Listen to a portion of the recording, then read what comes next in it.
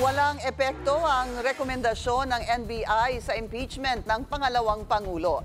Iginiit naman ng isang leader ng Kamara na dapat simulan na ang paglilitis ni VP Sara. Alamin kung bakit sa agenda report ni Zandro Ochona.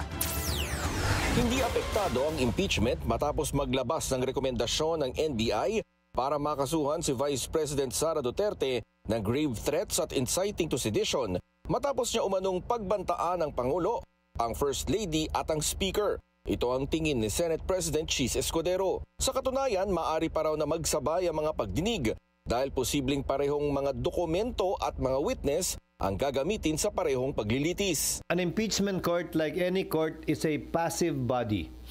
Wala kaming gagawin. Hindi to parang investigasyon ng Senado na mag-iiso kami ng sabpina para sa mga ebidensya o testigo na magpunta. Trabaho yan ng magkabilang panig ng prosecution at ng defense. Nilinaw naman ni Senate Majority Leader Francis Tolentino na hiwalay ang rekomendasyon ng NBI at ang isasagawang impeachment trial. Any conviction, any acquittal will not implicate the provision on the principle of double jeopardy.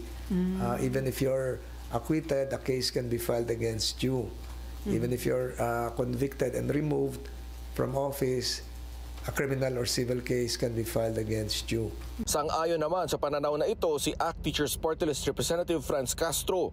Pero nanindigan siyang dapat mapanagot ang pangalawang Pangulo sa mga bantang ginawa niya. Para sa amin na dapat siya mapanagot on a criminal, no, depende doon sa yung recommendation ng NBI. At iba rin, tingin ko iba rin ito doon sa impeachment complaint.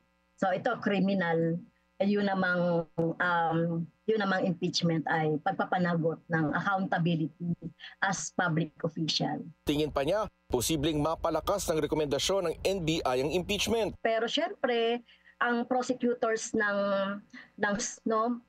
magkakaroon din sila ng sarili nilang mga documents, sarili nilang mga investigation. So, not necessarily depending on the NBI findings. Para naman kay House Assistant Majority Leader Representative Jude Asidre, hanggat hindi nasisimula ng impeachment trial, ay lalong tumitindi ang banta sa Pangulo. Giit pa niya, marami ang pwedeng mangyari sa first couple at Speaker Martin Romualdez sa 5 buwan bago masimula ng paglilitis. Hindi na anya ito usapin ng legal technicalities kundi tungkol sa pagsiguro sa kaligtasan at katatagan ng bansa.